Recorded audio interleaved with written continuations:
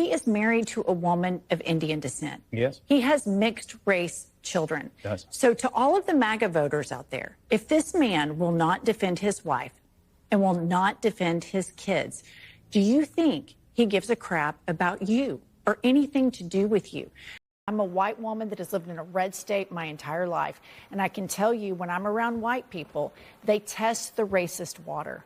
They test it on people like you all the time. And they'll try to say off-color things. I put my hand up. It absolutely happens. And you're fortunate that maybe you haven't experienced this. Can I just say, literally this August, a white person said the N-word in front of me. And the vice president... Oh, we got a doozy one for you. So as you guys saw from the intro, ever since this young Republican group chat thing's been popping off on political Twitter, or X, sorry, you have liberals trying to use this as a ways to do their, wrap up smear, right? Trying to say, oh my God, black people, MAGA will never embrace you. Never. I'm just shaking my head. I'm like, yo, if you want to know who, I don't know. I waver what I wanted to call this video. I was going to call this video, like, white liberals are more racist than conservatives, right? Because white liberals have this entitlement to the black vote. And I talk about this all the time. Even black Democrats, black liberals, I always find it strange with these people that they equate, they question your blackness if you're a black conservative or you just don't vote Democrat. They'll find you strange. Make it make sense. The only group of people where they question your identity because you disagree on politics. Make it make sense, right? And I talk about, some of the people who influenced me down this road, right? Because, anyone who has any knowledge about black history is black people didn't view the Democratic Party the same. And black Democrats are going to sit here and try to lecture you, minority, about how you're voting against your best interest. No.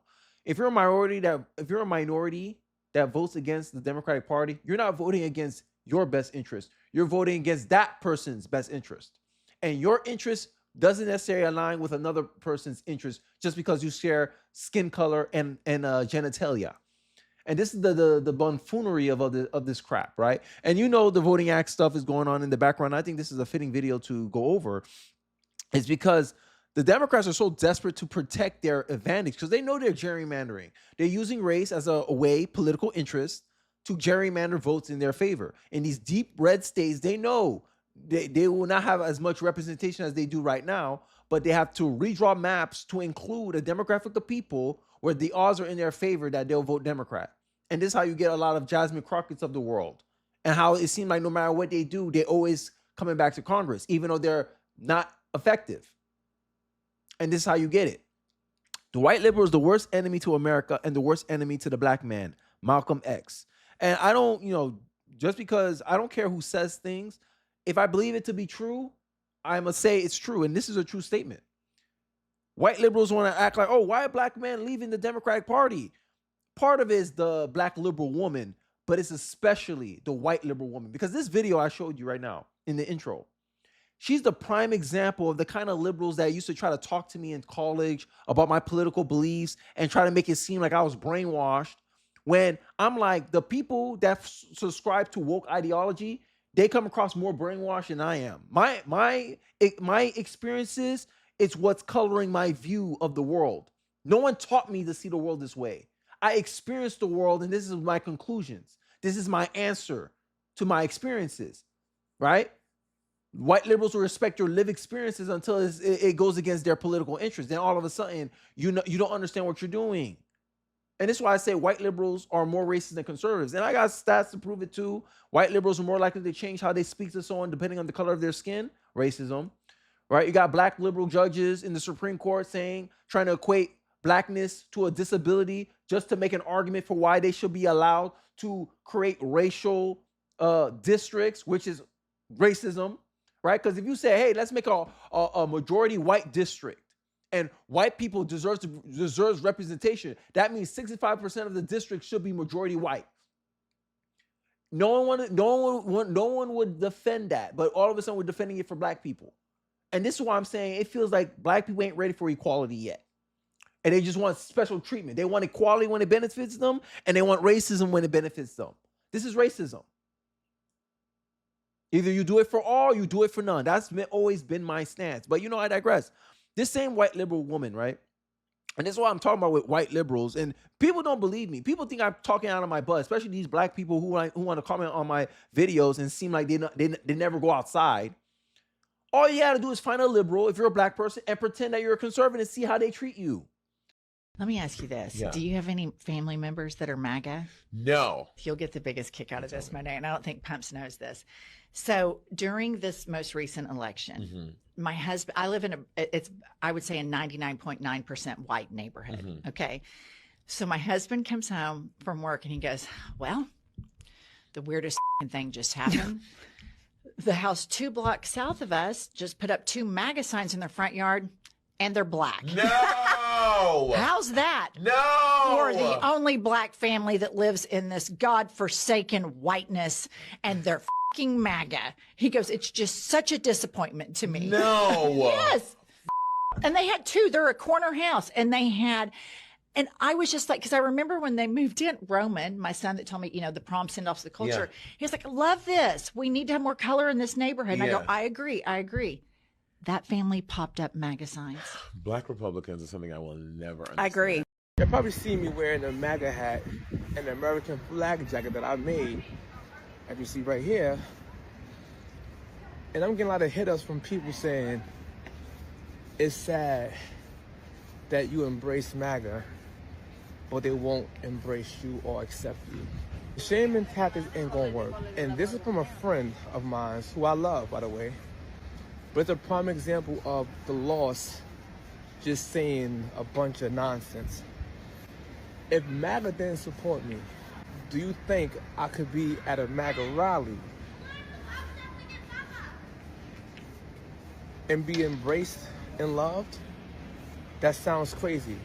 To say they won't embrace me when I'm literally at a Trump rally in the garden with nothing but love. And it's crazy that she says this, because the MAGA rally embraced me more than my own block that I live on.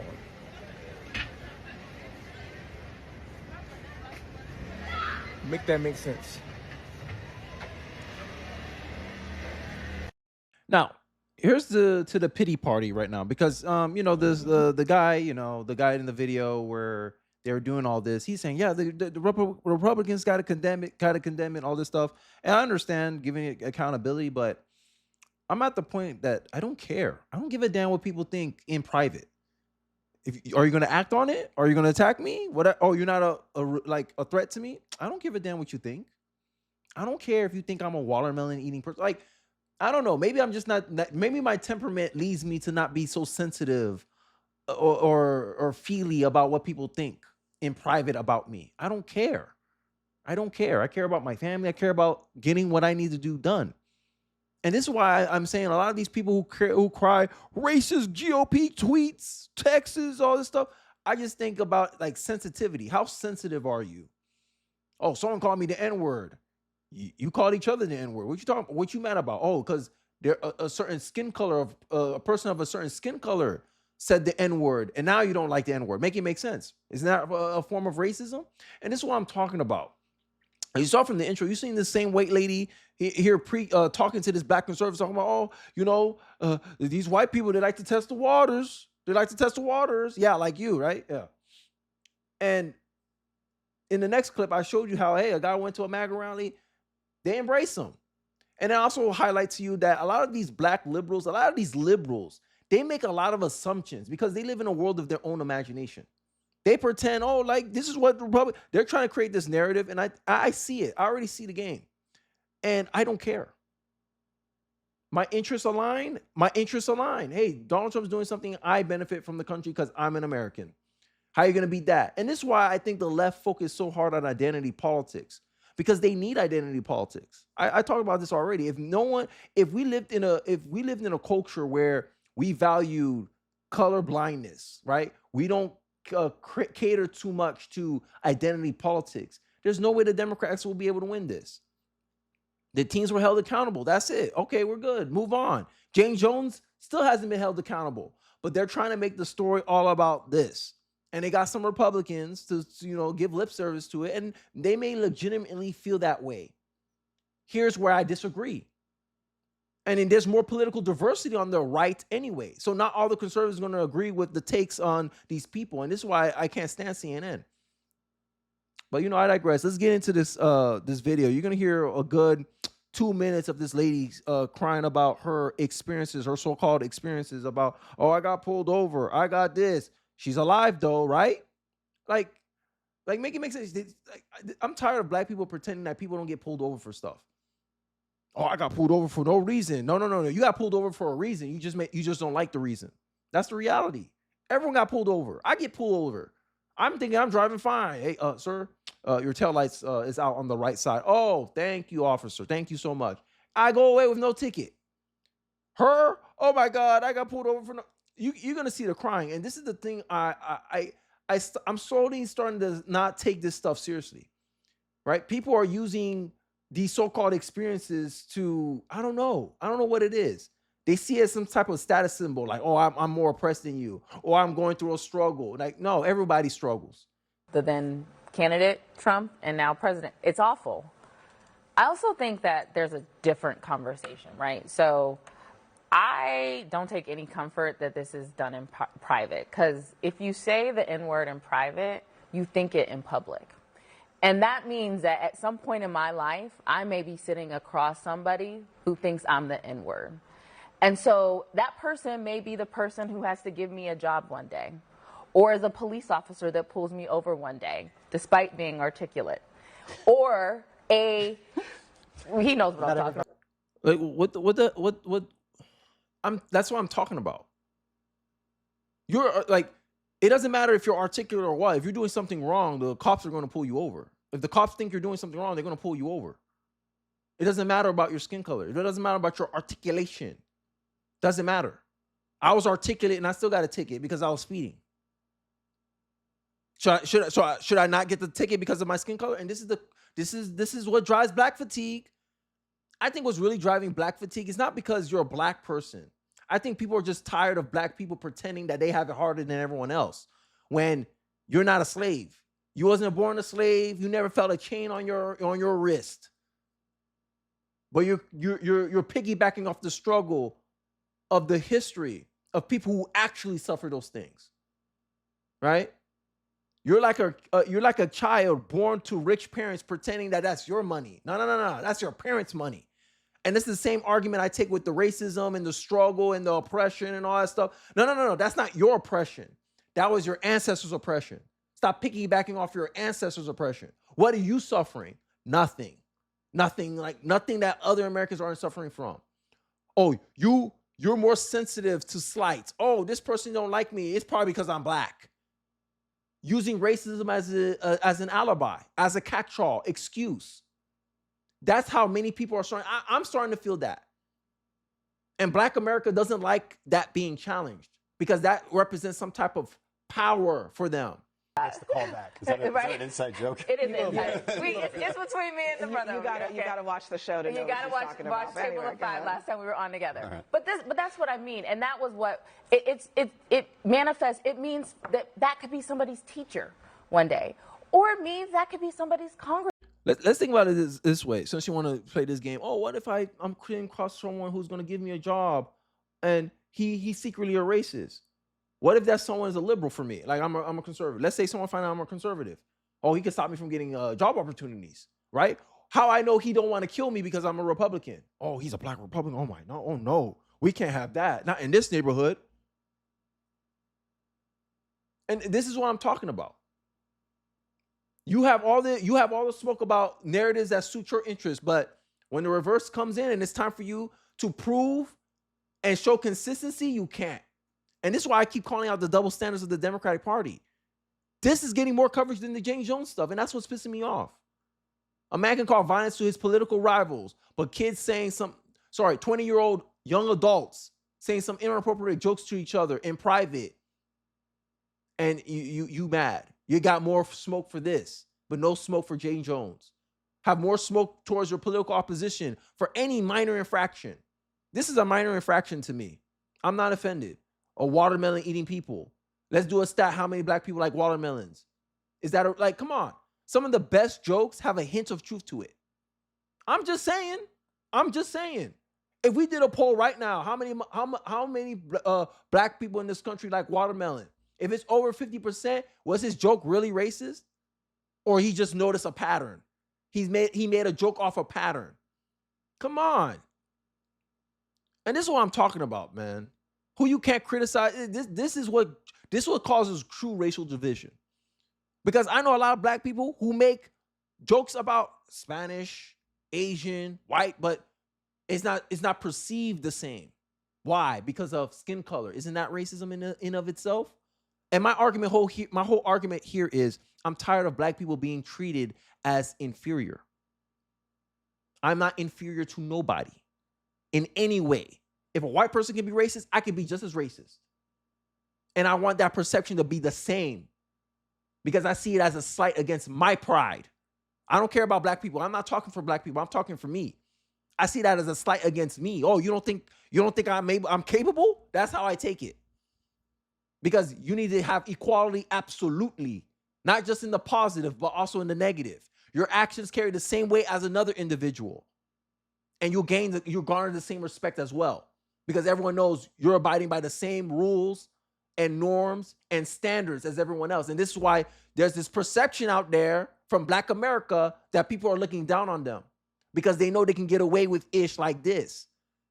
You can make let's have Allison's jokes. Let's have Ashley's text message out there. Let's say she's joking about, oh, I'm tired of Cracker A, Scott Jennings with his white MAGA butt. Right? Let's say those come out. No one's gonna be offended about that. You'll probably still keep your job. But let something like that come out about Scott Jennings. Oh, I'm tired of working with this black nappy-headed. Watch what happens to Scott Jennings in his job. And that's the problem I have. To me, they're the same.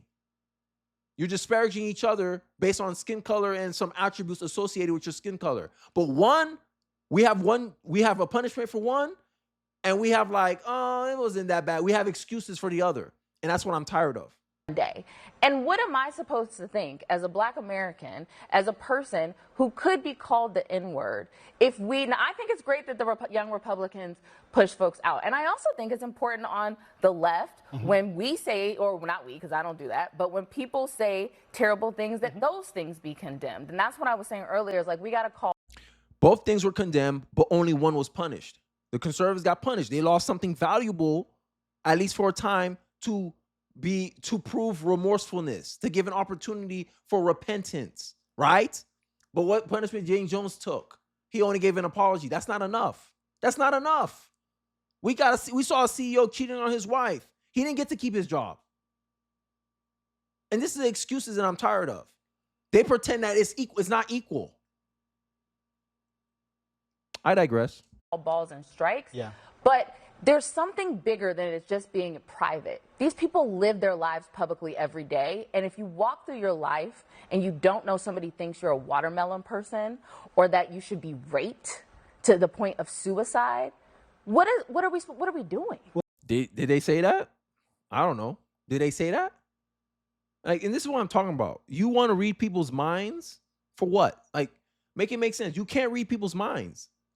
Like, this is what I'm talking about. Black liberals, they act like conservatives are the one that want people to like them. I don't care if people like me.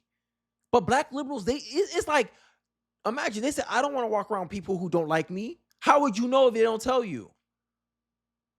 Like, why would you care? Why would you care if what someone thinks of you? But black conservatives are the one who want white people's love so bad. Oh, come on. Black liberals really want that hug. I don't care about no damn hug. I don't need no hug. Hey, here's our interests. We align. Good. I can do business with you. I don't care. Because anything, I know one thing about anybody, regardless if they're a racist, sexist, whatever. If it goes against their own personal interests, they won't do it. If firing you goes against their own personal interests, even if they're not their preferred race or skin color, they'll still hire you. Because even a racist basketball coach will still pick LeBron James #1 in the NBA draft if he had the opportunity to. Because LeBron James is going to help secure his position, his status as head coach in an NBA team. And that's something that liberals don't understand. They're not practical like that. They're a little bit too emotional to think like I do. And I respect that. I'm fine with that. Hey, everyone has their choices. Everyone has their priorities. But just because I think differently about an issue than you does not make me less black, doesn't give you an excuse to call me names. And this is the lack of respect that black liberals have for dissenting blacks. And I believe I'm a voice for those dissenting blacks that they love to make fun of. They love to say, oh, you want the approval of the white man. No, I don't. You want the approval more of the white man than a black conservative. You're sitting here, Ashley here, sitting here crying about how she don't know how white people think of her. And I'm like, I don't care. Make it make sense. You call me a word like I'm okay, what you gonna do about it? What you gonna do about it? Black people call me that all the time. What you gonna do about it? Oh, nothing? Okay, I don't care. Now, if you're trying to threaten me, that's another thing. That's action. But last time I checked, sticks and stones may break my bones, but words can never hurt me. And words causing a media to spend 14 minutes on the topic, on the segment. Sure, it's distasteful. Sure, we don't want that, but it wasn't a public statement. These were things said in private. It just happened to be recorded. If no one exposed this, we would have never known. But this is what you want to focus your time and attention on. And this is why I agree with JD Vance. This is nothing more than a smokescreen. This is nothing more than a redirect to get away from what Jane Jones did. Jane Jones got away with a simple apology, but these kids can't get away with a simple apology. Make it make sense. But white people are the ones with privilege in this society. Oh, okay. Well, there are people saying things like this in public, and some of these people are conservative adjacent, or they would perhaps just describe themselves as conservatives, like Nick Fuentes. And Nick Fuentes is a guy who has been on a number of prominent podcasts in recent weeks, who just today announced that he's got some major announcement and will be sitting down with some other conservative figure. Conservatives have to know that this is taking place in the ether right now. I mean, I'm not good. And speaking out about this. I'm like on the front lines of that battle. I think you probably know. No, Congressman, I know you. I'm not directing this at you in particular. I'm just saying that we should be speaking out. I mean, I have often argued that, this is not about canceling people, but just creating the boundaries of your movement. I mean, would you say that Republicans need to establish? Well, of course. And this, to me, I see this as the liberal soft way of trying to regulate what's going on the conservative side. Honestly, I believe you debate anyone. Like if you really believe someone is wrong, debate them, right? But these people, they're playing like this is more like protecting their like influence, right? Their media career. Oh, we don't want to platform this individual. They're thinking like leftists, right? And I don't have to agree with everything a conservative say, but I disagree on this point. I believe, hey, debate Nick Fuentes. I don't care if you're giving him a platform. Debate the ideas, confront the ideas, because it's like leaving it like if this was a war, if you left an enemy, someone who's a threat to amass an army, you had a chance to snuff him out. If he was saying something so dangerous, you had the opportunity to snuff him out right then and there, but you were worried about giving him a platform. And then let's say he amassed a platform bigger than yours. Now what? Now what you gonna do? This is the same game the left played with the right, and look what's going on right now. The left don't understand what America wants. The left don't know how to talk to middle America because conservatives won because what? The left left the conservatives alone, and the right end up taking over online media. Now the left is playing catch up. Now the right has position. Now certain people on the right, like this guy here, I forgot his name, Kamal. I don't know how to say his name. Sorry. He's advocating for the same thing when I see, okay, the same issue is going to happen to the conservatives too. If you do it that way. Oh, let's ban Tucker Carlson. Okay, yeah, see how that plays. Let's try to stonewall Tucker Carlson. Okay, go ahead, do it. See what happens when he has the bigger following. When people listen to him more than listen to you. See what happens. And then when he plays that same game, people are going to look at you and say, well, you started it first. But I digress. Enough of my ranting. Let me know your thoughts and perspective in the comment section below. Do you believe this story is as serious as these people are trying to make it out to be? Or are you like me that you feel like this is a political smokescreen to distract away from the fact that Jane Jones has not been held accountable for his text tweets and they're trying to spam this everywhere to redirect focus to this? Let me know your thoughts and perspective in the comment section below. I'd be interested to hear what you guys have to say. Don't forget to like, comment, subscribe. Please share this video. Feel so inclined. It really does help me on the algorithm. I'll catch you guys on the next one. Peace.